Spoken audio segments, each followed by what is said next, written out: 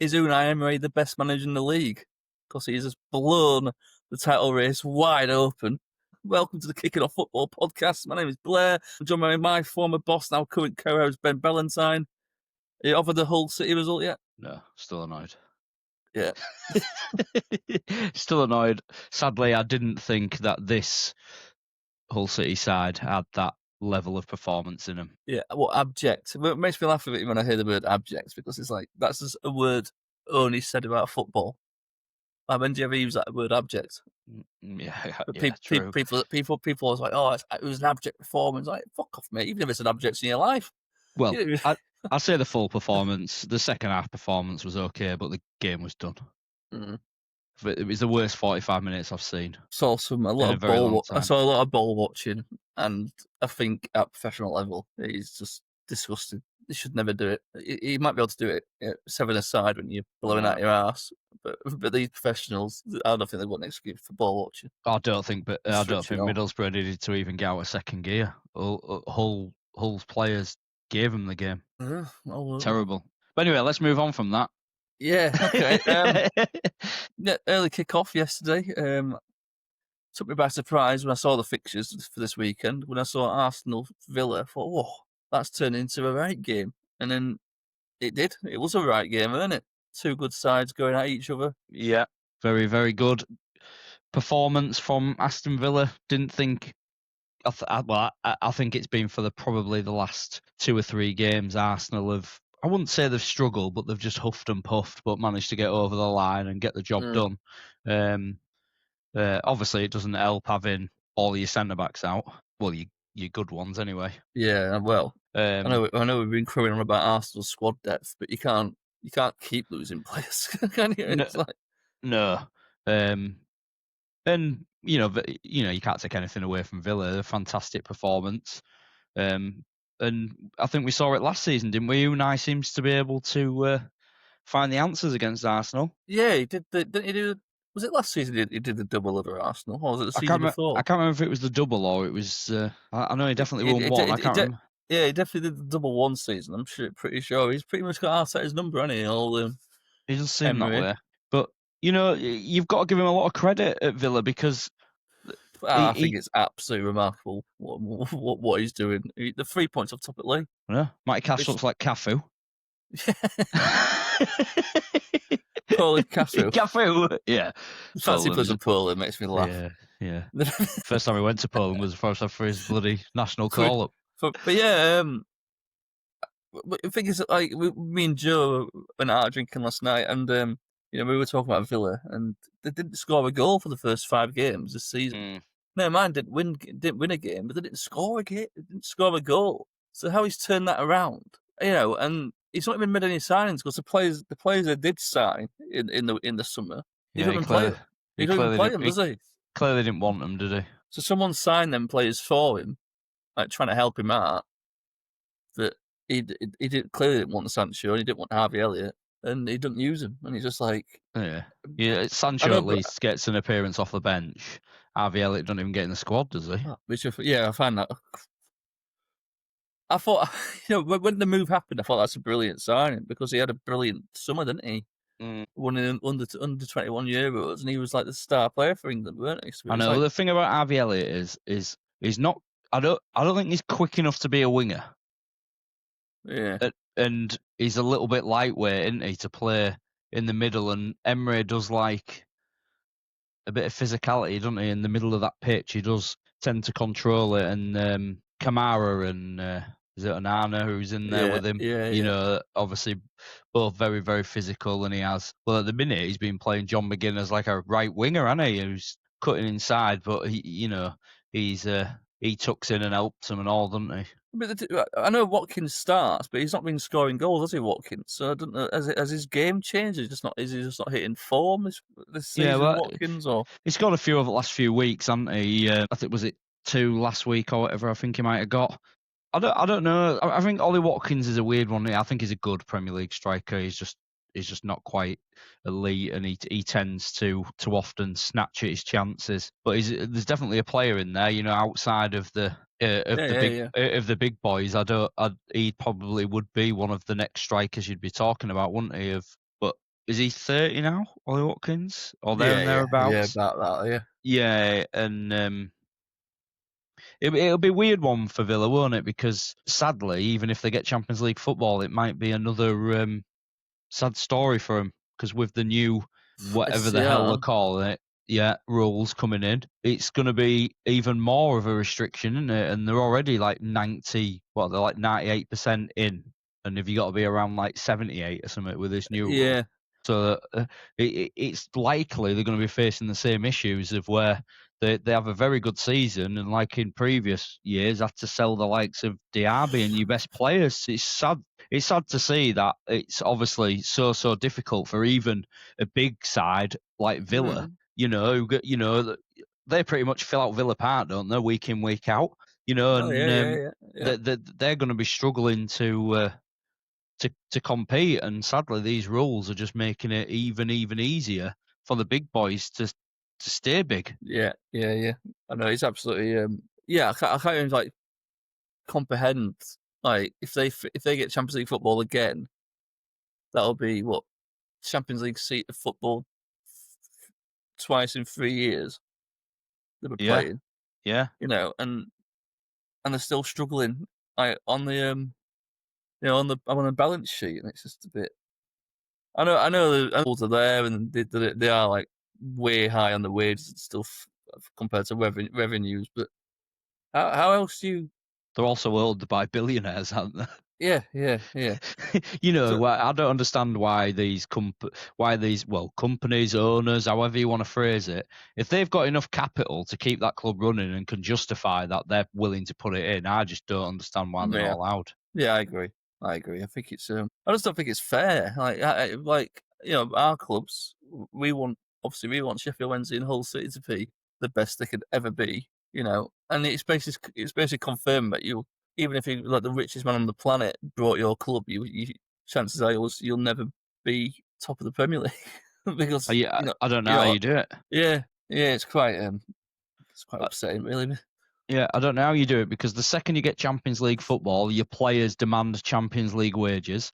Yeah, every player you sign goes well. The average Champions League plays on X amount, yeah, and they've all, chances are you shop in markets, don't you? The players you're looking at when you get Champions League football, other Champions League clubs are looking at the same player, aren't they? So it's, yeah, the agent does well.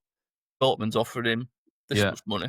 Or you're in a position where Chelsea, Man United are that big in previous years, even when they don't get European football, they can still just spend years just dictating that they can still nick players, because people can't simply stop it happening, Yeah, because they're so big that their revenue off the field. And, the, for Villa or whatever, obviously they've been a very big club in history, but for them to grow, they have to, off the field, they have to be a Champions League team year in, year out, and win some big trophies in this area to pull the next generational kids through that are, because let's be honest, when we were kids, how many Man City shirts did you see? None. no, Now I bet you if you walk around Sheffield, there's probably bloody loads of them.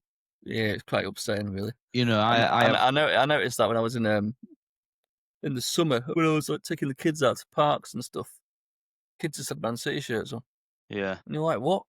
There's like 6 clubs in South Yorkshire, and I don't think I saw one. No. South Yorkshire team. It was all Man City, Barcelona. I But yeah, know, but Man City, Barcelona, and bloody Al Nassr. with my son's team, most of the kids don't even watch football, mate. They watch the highlights. Yeah, That's it. Like they don't actually. I don't think they've got the bloody concentration span to sit there for 90 minutes and watch a game. yeah. It's annoying. I don't.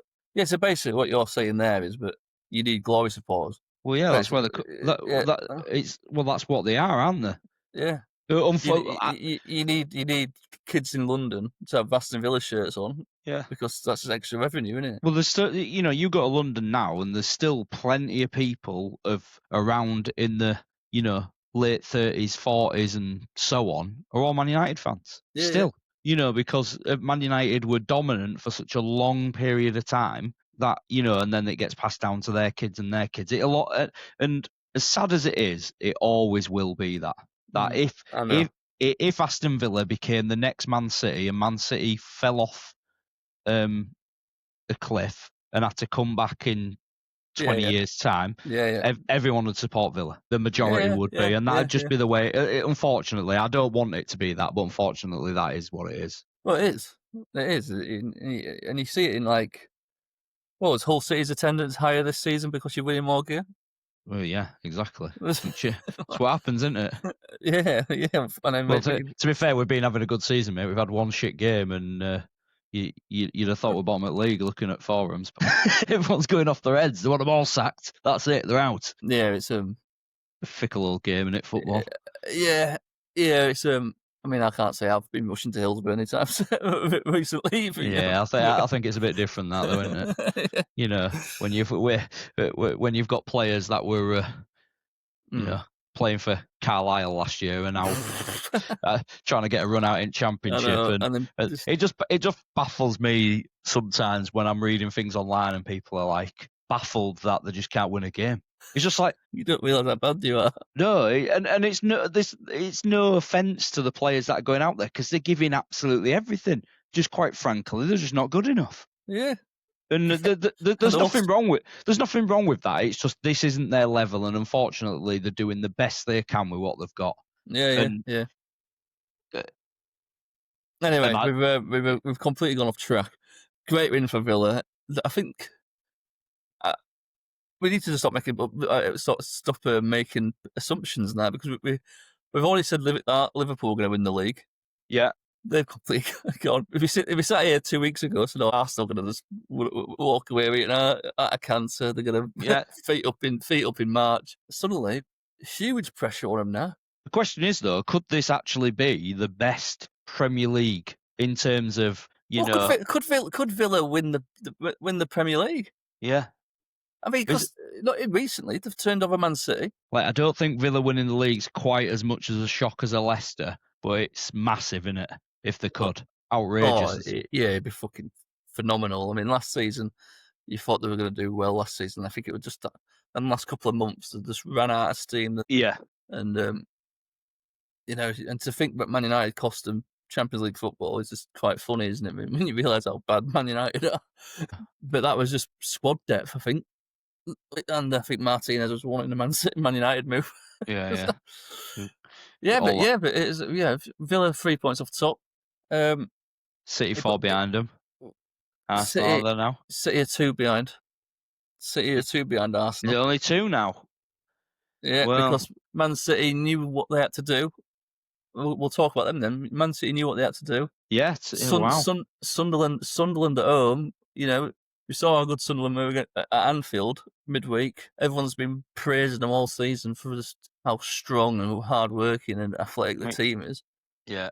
Man City went out there, job done, fucking 3-0 obliterated them. It's like, and that is kind of that's a very winning champion mentality, isn't it? To go out there when the pressure's on. Yeah. Because they could have easy coxed yesterday. Well, it's because it's always baffling, isn't it? Like, people who are doing fantasy football must go off their heads.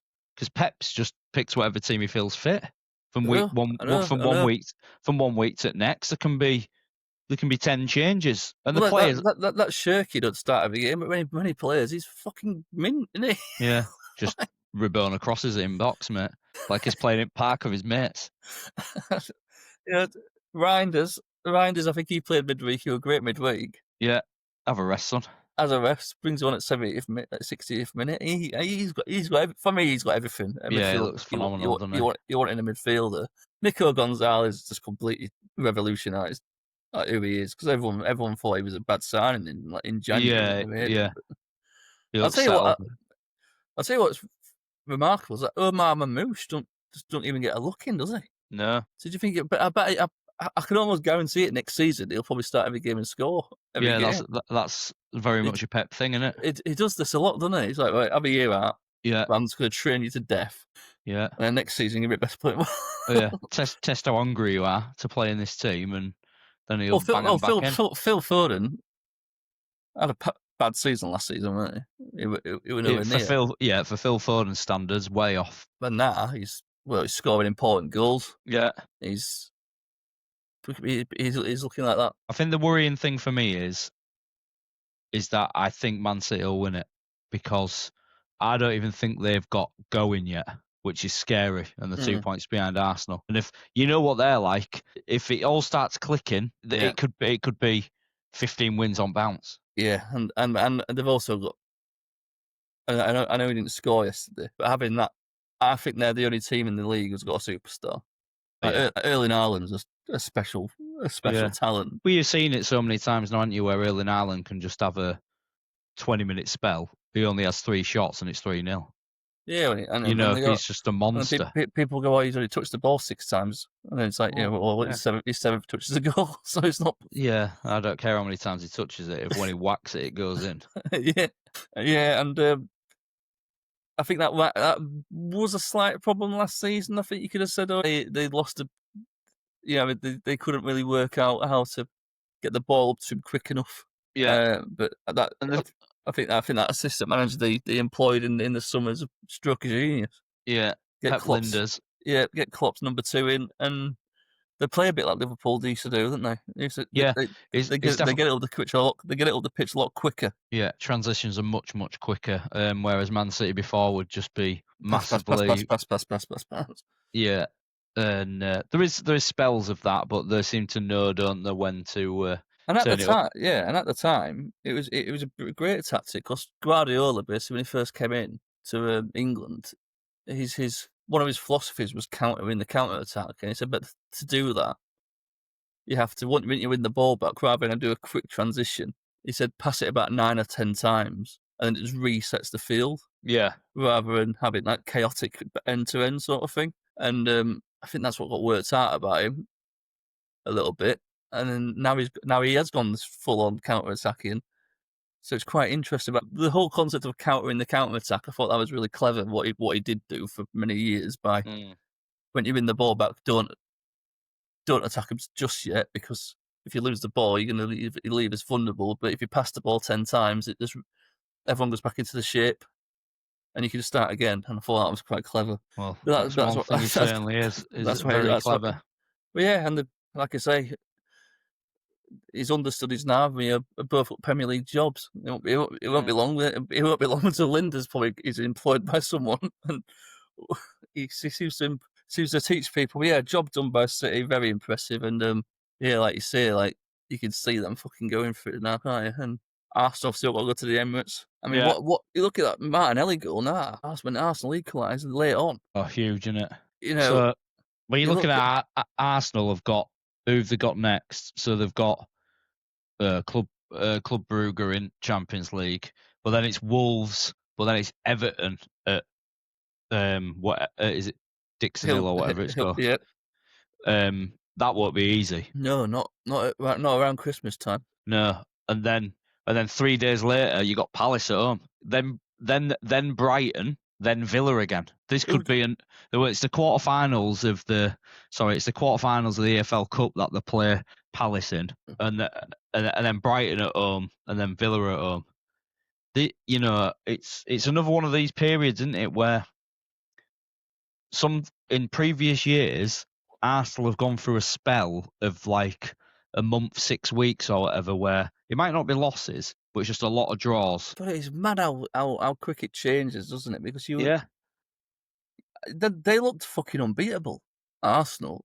Well, they didn't concede for 7 games in a row. Yeah, winning all 7. He thought, no, who's gonna beat these? Yeah, and now they've dropped points in 2 games, and they should have. You look back at that Chelsea result, sorry mate. It's a poor result, really, isn't it? 10-men Chelsea. Yeah, and let's be honest, Chelsea probably should have won that game. And it's like, yeah, I know you beat Brentford, and I think Brentford have done a lot better than we all thought they were going to do. Yeah, but yeah, you should be beating Brentford at home anyway, shouldn't you? But going on to who's Man City got next? Sorry, before we move on to Liverpool Leeds. So that was a quick look.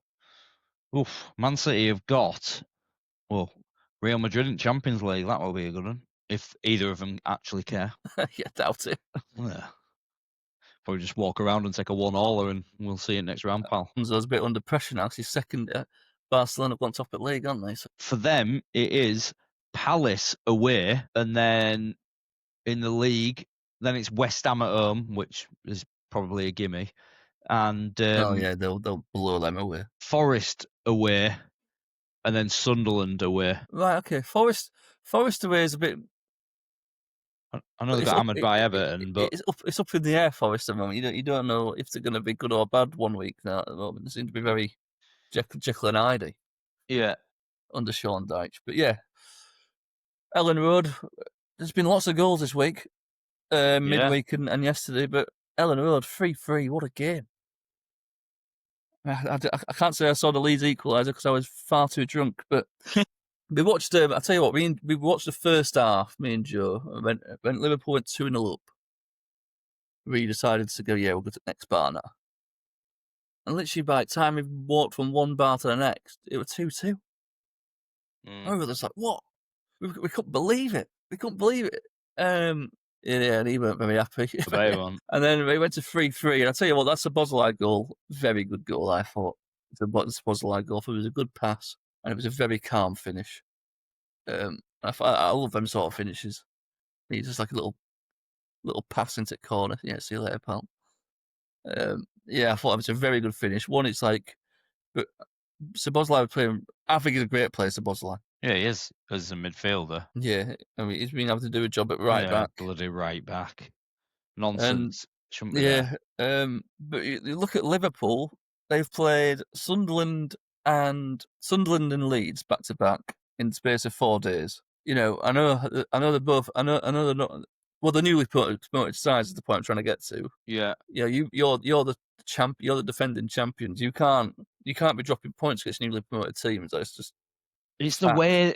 For me, it's the way they're doing it. He's lost that dressing room. He's completely and utterly lost it because. Well, there's loads of stuff coming out about Salah today. Salah's kicked off, hasn't he? Yeah, in media and stuff. I've seen he said that the relationship's completely broken and etc. You know, maybe Arne Slot's trying to pick someone to target as a big name to try and, you know, stamp his authority. But in my opinion, he's well and truly lost that dressing room because I think he's picked the wrong player. Yeah. Well, yeah. As much as I agree that Salah's not been playing well, and they have been getting murdered down the right hand side. Who the club gonna back? The player that they pay about $400,000 a week, or the manager? Yeah, but also might not be as obsessed with us as me and you, but he's a hero, isn't he? You could argue he is the greatest ever player with the way the amount of goals he's scored. Yeah, you know, the trophies he's won. He's won 2 Premier Leagues. Let's be honest. If a new manager comes in and just goes, right, we go back to the old system that gets Salah in all the because this new system just isn't designed around Mo Salah whatsoever, right? No. And they go back to the old system or a similar system, and you know Mo Salah's the heart and soul of their attack again. He could still score 20 Premier League goals. That's how good he can be. Yeah. You know, like no problem. He could just turn it on, and maybe that's what it'll take because he's gonna. If a new manager does come in, he's gonna want to prove a point, isn't he? Because they've obviously had a big bust up. I know Liverpool pride themselves a lot on, you know, being like giving managers time and stuff like that. And Klopp had some really bad seasons, but this is shit. This like really bad. like yeah, but you never thought you never saw Klopp. Like Klopp's side might have gone through bad runs or whatever, but the way Liverpool are losing games or giving away leads is shocking. When one thing happens in a game at the moment for Liverpool, it's just like a series of events, isn't it? That game where it's just an absolute shambles, and I just can't get my head around that. I just don't think they've got a player at the moment who is demanding the ball, and you know the old cliche of dragging something by the scruff of the neck. Well, I heard an interview after a game. I can't remember which game it was, and Van Dijk came out and said it. Yeah. But he basically said the players need to take a look at themselves, and I thought you need to be careful how you word that because. And I know Liverpool fans never want to admit this. He has been absolutely shocking this season. Well, they both haven't they? Canate and Van Dijk. I know, but I mean, like, for Van Dijk is a leader. and should be, and it's easy to lead when you're winning all the time. But his body language when it's not going well is poor. Yeah, he's like that. It's like he's blaming everyone else, Yeah, basically, it isn't he? is. And It is. he's not taking any responsibility for himself. Yeah, and That's what it comes across as a neutral. well, it looks the same as what Bruno does when it ain't going right at Man United, and his fucking arms are flopping everywhere, and he's pissed off, and I'm sure he is. But when you're the captain or you're the leader of that group, it's your duty, isn't it, to rally the troops together and get them through these tough moments. It's it very much looks like there's a bit of a blame culture going on, and no one's really just taking ownership of it and Look, trying to pull them through. Slot had winning the league last season might actually been like, well, weirdly, probably the worst thing Slot could have done. Yeah. For his long-term Liverpool career. Yeah. Because the expectation this season was win the league. Yeah. Like, set the bar so high. Yeah, you set your bar. Yeah, like the bare minimum is no one expected them to win the league last season. No, I thought it was going to be a transition year. Yeah, and the fact that they won it so easily as well. Like it weren't like they won it on the last game of the season. It was like it was done. It was done and dusted in February, weren't it? But he's changed it tactically this year. And people will say, Slot put his twist on it, but let's be honest, it was very, very minimal, wasn't it? That Liverpool team, it might as well have been Klopp's side. Yeah, the style of football didn't look anything like what it is now. He doesn't play Chiesa, which I find bizarre. Because every time I see Chiesa play for him, he always looks really good. In his 10-minute cameos he gets. Yeah, he looks sharp, doesn't he? Yeah, and he's a winger. It's not working out for Gakpo at the moment. No. It's. But back to the Salah point, we know Salah's better than what he's showing, and the thing is, by picking on Salah a lot, I mean, he's everyone's favourite player, isn't he? Every kid. Yeah. People pay money just to watch him. Yeah. So if you drop him and you don't win, the fans are right. They're going to say, "Look, I pay a lot of money." Yeah. But some fans might have flown over from China just to see Mo Salah. But and you're not even playing. Is this pressures from above because they've so-called, on paper, bought Liverpool's next Mo Salah in Isak for astronomical amount of money, and let's talk about him because he offers nothing. He looks a shell of a man, doesn't he, compared to what he was. Haaland, I know we mentioned Haaland that touched the ball, but he still offers physicality and just like people are like scared of him. You can see that people are going, shit, fucking Haaland's there. Yeah. I can't I just don't think Isak's got any of that fear factor, any of that presence, any of that, like, you're not even bothered about him. No, he's a great finisher, isn't he? But he wasn't. It was good for Newcastle. He only played about 60% of the games. He's injured a lot. Yeah. Like you say, they're not playing wingers who are crossing the ball. Most of his goals came from Jacob Murphy. The goal he scored on against West Ham last week was a pullback, and he just stabbed it. Yeah. Good finish. And all Liverpool's wingers invert, don't they? Yeah, they all invert. All Gakpo does is invert and shoot and miss. Yeah, it's and Gakpo inverting all the time and shooting and missing isn't helping Kirkes, because Kirkes bombs on, never gets the ball. I know you don't see it a lot, do you? Like, I don't know why. So now Gakpo doesn't just cut inside, put his foot on it, and then just let Kirkes overlap at what he's good at. You very rarely see that happening, do you? No, and and then Kirkes is getting pelters from his own fans for being shit. But it's like, he's bombing up and getting in position. Gakpo fucking loses ball, and then the moment he's out of position, and then suddenly he's got to fucking run back. It's crazy. And I think there's a lot wrong. You got your striker, like you say, we've got a striker who thrives off crosses. Yeah. Well, Kirkes could be putting them crosses in for you. Yeah. Yeah, and a bit like say, this all comes from the manager. This all comes from the manager. Yeah, McAllister looks way off it, doesn't he, compared to how good he's been for him.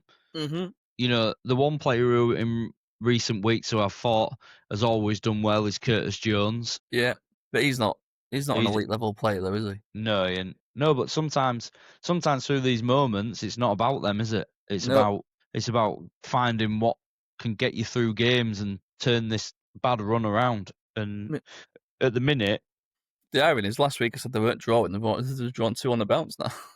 yeah, they're just winning or losing games in the next 2 draws. Class. Yeah, I'm very I know. Back to the original point. Liverpool fans pride themselves on giving managers time and stuff like that, and the bar was set so high by him winning the Premier League and then spending and then getting a lot of money to spend. And it'd be interesting to know if they were his signings. It'd be interesting to know. I know they lost out on Zubimendi and they lost out on Caicedo, and you don't know if the people in the board. Okay. Yeah, you don't know if the people who tried brokering those deals this summer went, whatever happens, I'm not losing any players. Like, there's a lot of money. We got a TK, and TK scored a great goal last night. Yeah, good player. I think he's really good. Once they signed him, they should have said, sorry, Isaac. Because the TK signing was because Newcastle said no. So then they signed TK. He was phenomenal when he first started the season. Then they still got Isaac in. You've got a huge problem up front with that because I'm sure TK is like, hang on. Look, I want to start. There's also a World Cup year. He wants to play for France. I'm not one for... I think there's something said about a player's character when you might want to push for a move. Yeah, but refusing to... there's those stories in there about, Rooney wanting out at Man United because he didn't see where the next phase was and who they were bringing in, and they were selling players and so forth and being unhappy, and even putting in a transfer request because he wanted to go.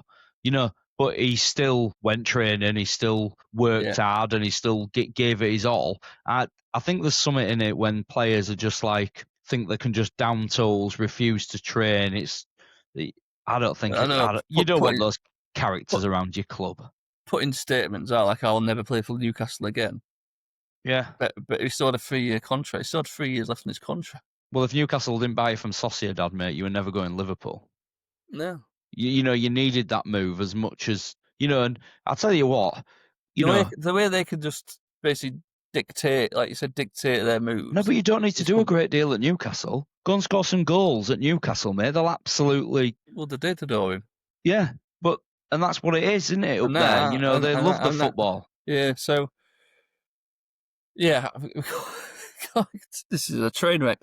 Yes, Arne Slot. I do think they'll sack him. I think he'll be gone by Christmas. Yeah, I think he's only got 1 or 2 more losses in him. And I think that's it. And I don't think that might not be the next 2 games, but I think it's inevitable because. I think the fans have lost it with him now, and by going after Salah, it's a brave call that to go after Salah, and then it not work out. But you listen to the likes of Talk Sport, mate, and when they were first starting losing, everyone were ringing up going, "Oh, we've got to give him time. We must give Arne Slot time. He's he's won the league, he's done this." Like 3 weeks later, it sounds like it's the same bloody people ringing up saying, "I've had enough now, get him out." I don't know, but I think it's because the performances are really bad. Yeah. Just looking at their fixtures, away at Inter Milan on Tuesday night, which is horrible, entertaining game. If it wasn't the group stage, I'd probably watch it, but I can't be arsed. It's Champions League super group. Brighton at home on Saturday. Never easy, Brighton, is it? No, then they go to Tottenham away on the 20th of December. And then, look at this for a fixture though, for new manager, Wolves at home, 27th of December. Yeah, what a way to kick off your new... I know, and then Leeds at home, 1st of January. Yeah. You could be a new manager, 2 easy games there. And get everyone back. Fulham away after that and all. Yeah, get everyone back on side. Yeah, I'd be very. I wouldn't be surprised if Jurgen Klopp comes back in to end the season, like on an interim basis. Yeah. Speaking of interims, I'm just going to leave the Premier League for a second. Martin O'Neill got Celtic to level on points with Hearts. Their new manager, Wilfred Nancy. Oh, aye. Had his first game in charge today. So Martin O'Neill stepped down. Wilfred Nancy's first game in charge. He loses the Hearts at Celtic Park. I mean, every Celtic fan must be thinking, why the fuck did we just not let's keep O'Neill in charge until the summer? Well, even until you got the Arts game out of the way, because he seemed to turn it around. And Yeah, yeah, probably get rid of the Hearts game out of the way. Let O'Neill manage that. yeah, Um, let's bring new Gaffer in, because if he beats Arts, they'll absolutely adore him. yeah. Get beat. Yeah, now they hate him. Well, yeah. Well, they're completely going to be. Imagine that. Like, I mean, that board. It was a big call. That. Oh, right, and Martin O'Neill might say, "I can't be asked. Get me out as soon as possible," sort of thing. But Yeah, but let's be honest, part, Celtic have been extremely lazy, haven't they? Because they've not had to do anything. no, Because Rangers have been that crap and way off it, yeah, that, Celtic have just been able to coast along in second gear and win trophies. yeah. So O'Neill's obviously gone in there, put a fucking rocket up the arse. Yeah, They were winning games 1-0 as well under Martin O'Neill, so I thought that was quite telling. But he's basically just got him hard working again, and basically just not overexposing themselves and getting done on counter attack. To lose your first game in charge at Celtic Park, yeah. especially after the run Martin O'Neill did to get him basically back to. I think they were like 9 points off when O'Neill took charge. Yeah, well, that could turn sour very quickly, couldn't it? That. Fucking hell, Martin O'Neill will be back in. He'll be back Yeah. in charge. Good old Martin, don't cancel that hotel. Stay where you are. Yeah, man, we've sacked him already, but come back.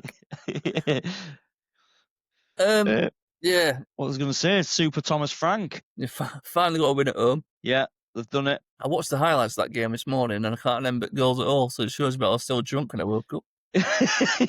Yeah, I hadn't seen it. I just saw the result. So, Yeah, but that is good for yeah, Spurs, because Thomas Frank needed that, because they were turning on him, weren't they, as well? From what they it were, sounded they like. were, yeah, they were. And And I think that, Vicario made some good saves from old Igor Thiago at yeah, 0-0. I really like him. Yeah, He's not going to be there very long. You reckon he'll no, start yeah, up front for Brazil? That middle. no, because apparently Brazil are very snobby, and they won't play a player who plays for like a. They don't want players playing for them who play for smaller clubs in their eyes. All right, so they'll see Brentford as Yeah, bus stop in and Hounslow. yeah, exactly. And Richarlison scored a great goal actually. Yeah. And Is he coming back to you now, is it?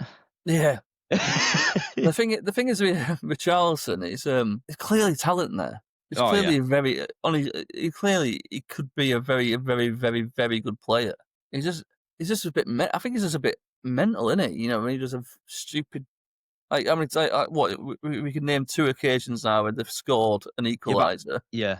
He spends 7 minutes celebrating, Yeah. and then That's they off his concede, note, yeah. then they concede a goal to lose the game I think you've got to make. in the added time. But he was fucking about. Yeah, I think you've got to make Richarlison your man, though, haven't you, for it to work? Because you've seen it. I've watched him at different clubs, and I've seen pictures of him on so many times where he gets substituted and he's literally sat on bench, like physically crying. Yeah, Like he seems to really struggle, doesn't he, with the mental side of things, and whether he's extremely emotional just in general, and that swings both ways. He's either crying or he's running around like a lunatic, smashing someone. he started playing Koulibaly more. Yeah, More now, Frank. I know what you mean. And yeah, and when last time I was down south, around Halloween time, I spoke to some Spurs fans, and they were like desperate for him just to start games, Yeah, and it's slowly working now. So, it was Xavi Simons scored a great goal. Actually, he got an assist and a goal. I remember it now. So the first goal was it was a good cross by Simons. It weren't an easy one, and then Richarlison sort of like, 2 yards out tapping basically. But yeah, Simons' goal. He wins the ball back on halfway line and literally just drives forward and scores a great goal. Takes on pretty much the entire Brentford team. Well, we were talking a couple of weeks ago about it, weren't we? Where it was looking like Xavi Simons was having a bit of a rough time, and we were saying there's definitely a player in there, though, isn't there? We've seen it at Champions League level, and he's a top player, and I think his style suited for Premier League because even though he's not the biggest, he's quite powerful, isn't he, when he runs? Yeah, he's still young, isn't he? What, 21, Yeah, 22? it's just because he's been around for ages. Yeah. So it seems, but from what I saw on the highlights yesterday, it seems, but he's getting his new signings Up to up, speed, yeah. up and going now. And like we said last week, you can't Tottenham Hotspur. Their fans are probably the worst thing about them. And I don't mean this in a negative way. It's just there's so many of them, but the teams hasn't been successful. So it's almost like their expectation of is we're a massive football club. Yeah. What was it? The first trophy in 17 years? Last season, Yeah, somewhat crazy like that. and then that trophy was only a League Cup, weren't it? In Yeah. 2002, and it went one day Well, ran out. to be fair, I think Arsenal will take a League Cup at this rate. They've won fuck all for ages as well. Yeah. You know, like it's changing, isn't it? Because So so I think they expect to win every game, which you should do. That's what you pay money for. That's what you want to see your team to do. But I don't know, top five. You will be top five again against your Champions League football. That team finished 17th last season. That's Yeah. 1 point. That's one place above relegation. I don't know, does it? To turn that around, it's actually quite impressive what Thomas Frank's done, really. Because they were. I know you can blame Ange, but 17th is fucking shit. Yeah. Yeah. I know you had injuries, but Yeah, 17th, fucking yeah. 17th, mate. And he's still playing out of youngsters. Like Jed Spencer's playing. I don't think he is. For me, he's not good enough to play for Tottenham Hotspur. He might be doing all right at the moment, but I think going forward, if you want to be in that Champions League conversation again, Yeah. he should be starting as your right back. The thing about Jed is that he's extremely fast and he can play both right back and left back. So like you can see why people are going to pick him, but he's going to be one of those players, isn't he, that once Udogie and Pedro Porro are completely fit, he's just going to have bench appearances, isn't he? Unfortunately. Yeah, and then is it Bergval? I mean, he's 20 years old, Bergval. Yeah. I don't think people realise how young and sort of raw he is. Yeah. I think that's exactly what I was going to say. I think that's what you see in Bergval's performances, don't you? Extremely raw. Pape Sarr, he's only young as well, isn't he? Yeah. The midfielder they've got, he's only young. And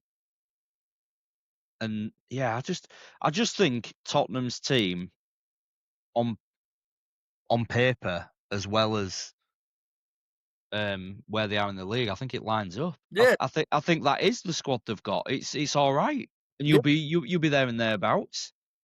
Yeah. But the way the fans talk, I think they should be bloody top at league. I know. Yeah. And the shots that and the Premier League's bloody tough now. It's not the same. I don't think people realise that.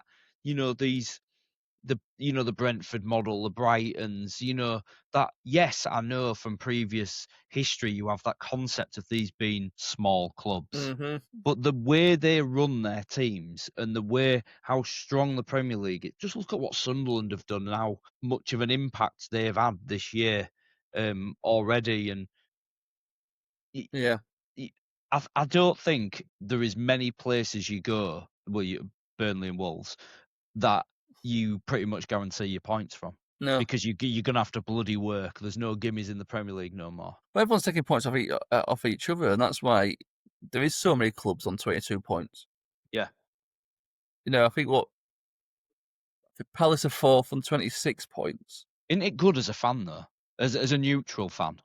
For football, to look at it and be like, this like, it's every other week, the narrative's changing. I was before this season, I've been so not fussed about the Premier League for ages. I just found it so predictable. You knew exactly what was going to happen, pretty much. This season, it's amazing because Palace are fourth on 26 points, down to 12th. I bet Man United are 12th on 22. So you've got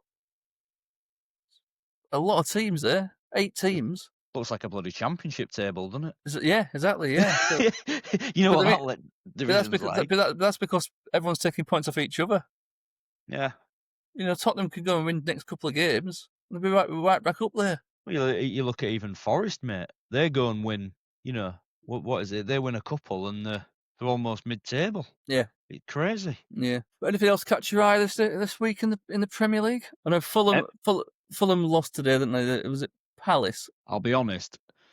Fulham lost 2-1 to Palace. I've been out playing football myself, so I didn't see this. So I don't know about that today, any of those performances, so I can't really comment.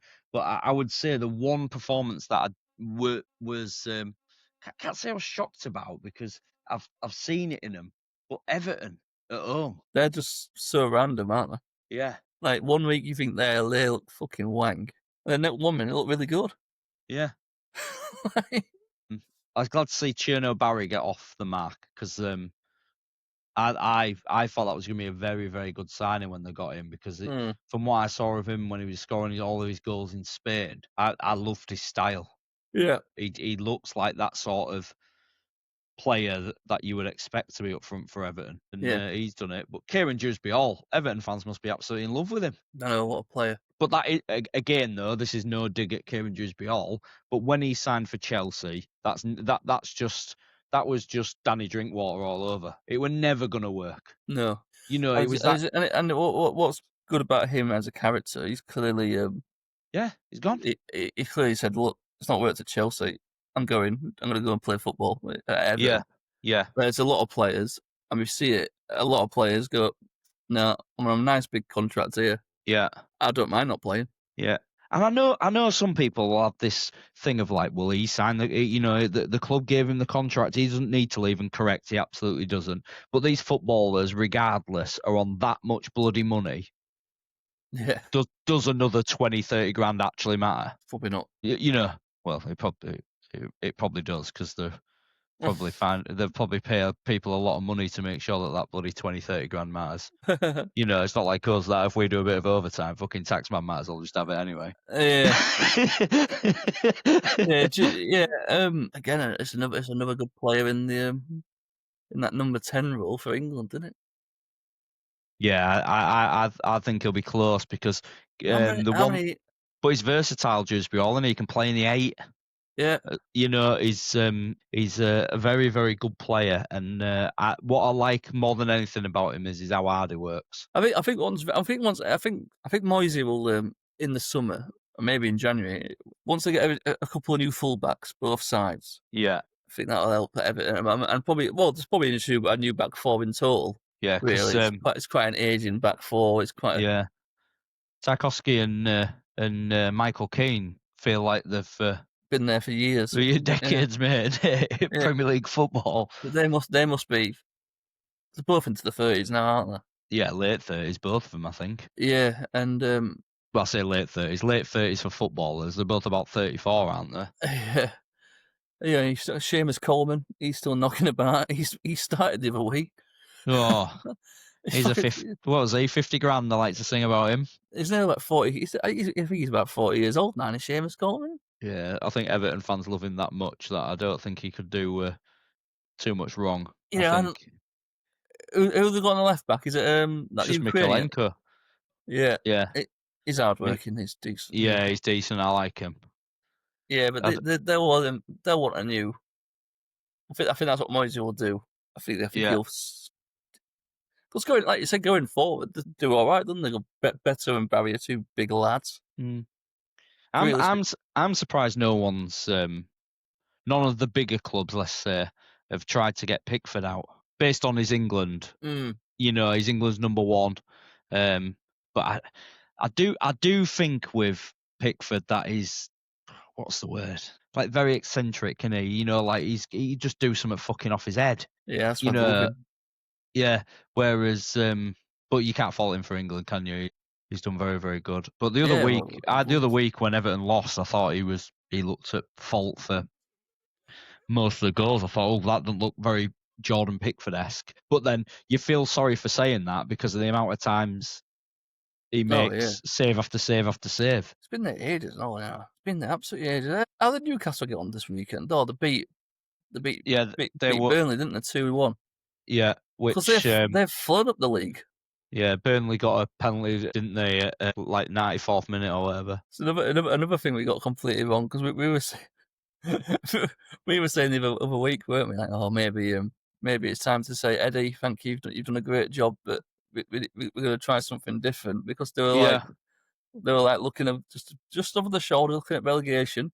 They're one of them teams on 22 points who might be looking at Champions League football. It's only 4 points above us now, 4th place. Yeah, it's again, it's all changing, isn't it, very quick. But this is going to be a test now, isn't it, of how patient the owners are going to be, because all of those clubs are going to think we've got a chance, and the question's going to be is, do we get someone else in because we're that bloody close, Yeah, or it's 2 losses and you're going to feel like it's completely gone away from you. yeah. I was looking at Aston Villa's form. Yeah, it's fucking unbelievable how good that is. Yeah. They've past 4 games, Newcastle 3 wins and a draw. Can't ask for much more than that. And looking at their fixtures, they've got Marseille coming up, I think. Oh, they already played them. Oh, they've got Leverkusen. They're waiting at Leverkusen Wednesday night. That'd be a good game. Oh, next weekend it's Sunderland Newcastle.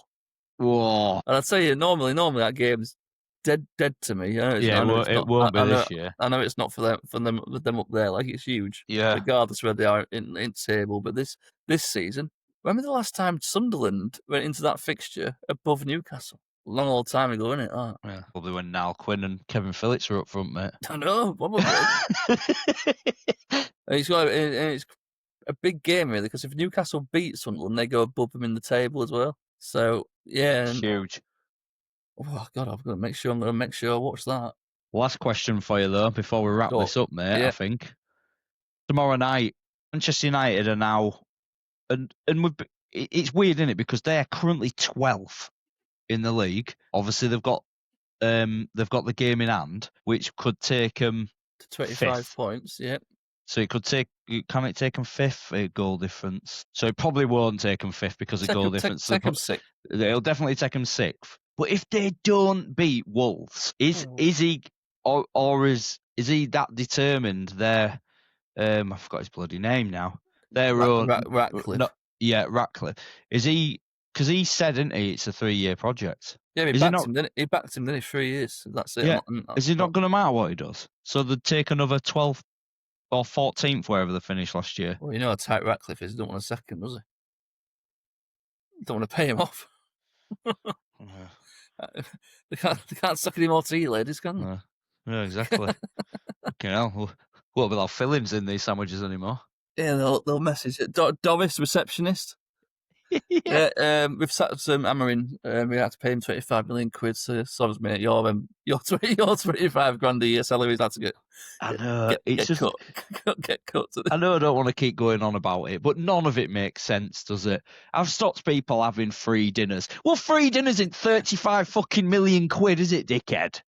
I know. They got Anthony out on loan at Betis, and they're saying, "Yeah, we're stopping free dinners." Yeah, and then comes out with a comment, I've never had a free dinner in my life, a fucking millionaire. Yeah, right, pal. That's all you get is free this, free that. I know. You walk into any restaurant, they go, oh, mate, this is on house. Just tweet out. Just tweet you in here. Share it on your Instagram. It just doesn't make. We're paying money we don't need to. Yes, I'll tell you what money you're paying that you don't need to. Bringing in a director of football and 3 months later deciding it ain't going to work and paying him 35 million quid to sack him. I know. Why is that? Why is that the bloody? Wait, the thing is, I'll finish on this. The thing is, the worst thing about it all is that they withdrew everything. So like they stopped paying all the Man United old heroes of the clubs from in the past. That they weren't paid this level of money, and Man United had that foundation when they already paid him. And I remember watching the Sky sort of interview with him, and Gary Neville spoke to him, and Gary Neville says, well, instead of withdrawing that 30 grand a year or whatever it was that they generated and paid into this pot that paid for these people, he said, why didn't you just raffle off some shirts from like all of us lot, to generate that money? And he goes, I never thought of that. I know. What? I know. But you thought about stopping prawn sandwiches? Yeah, I'm pretty sure like if you found a Beckham shirt signed from that treble winning season, I'm pretty sure if you said to David Beckham that we need to generate some money to pay the old Man United heroes, he'd probably give him one. And that was the point what Gary Neville was getting at. they've all got memorabilia that they would donate, or they could say to Beckham, Giggs, Scholes, and a lot of them, "Would you come and do a dinner that would generate that level of money?" Yeah, they Fucking would. hell. The Wednesday, Yeah. it's like, I mean, I know, but I bet you people some are people have obsessed. been 2 or 3 times because I bet you Yeah, it's such a good night. they just love them. They're obsessed with these players. Yeah. You know, and you compare that to the Man United players who won everything for Yeah. a long period of time. I mean, fucking hell. I couldn't Yeah. even imagine. I couldn't even That's it. imagine being that successful. Can you imagine how good it must have been to be a Man United fan? That's why we all fucking hate them. Because they were just like, they just won all the time, didn't they? Yeah, Like, it's not it so well. It felt like so easy, didn't it? yeah, they never. You think that's that team in the 90s and the early 2000s? They were phenomenal, Yeah. absolutely phenomenal. Oh yeah, Right, I that's mean, enough of yeah, talking about them. It's making me sick. yeah. I mean, on you fully expect a Man United win. Yes, Don't I mean? and a big response based on the last performance because that was But, not good enough. but if Rob Edwards gets his first point or first points as Wolves manager, Yeah. Well, if Ruben Amorim makes bloody Rob Edwards look like a Pep Guardiola tactician, then he definitely needs his job taken from him. yeah, I mean, personally about Amorim, I do think it's the quality of player which is bailing him out at the moment compared to his management style. To be honest, well, I don't know. I've never seen a manager change 3 of his back 5 every game, over and over again, and then wonder why they're letting shit goals. Yeah, Like, on. It's pretty much a rule in football, isn't it? Like, you don't fucking touch your back 4 unless you need to. Like, everyone adheres to it other than him. He just swaps them, and half the time he seems to sub the ones that you think have done quite well today. Yeah, he takes Yoro off a lot, doesn't he? Yeah, all the time. And he's youngest one. You think, God, he must be fit enough. He must be fit as one out of lot. I know, I don't get it. Yeah. I'm looking forward to watching that. I'll tell you something. Now I've seen the fixture, I saw away at Leverkusen Wednesday night. What do they do? Do they rest players with that Sunderland game on the Sunday? Sunderland be laughing, thinking, we got a fucking week off. Yeah. Feet up. Oh, tell you. Yeah, it'll be feisty, won't it? I'm looking forward to it. We'll end it there. We've done an hour and 5. Can't leave off. Yeah. Get yourself down to Bucky's and get your money on Granit Xhaka to get sent off. Oh, but yeah, that's got to happen, hasn't it? Yeah, that's coming soon, isn't it? He'll go off his head at some point. That's just what he does. Yeah. Right, mate. Enjoyed that. Yeah, man. Cheers, bud.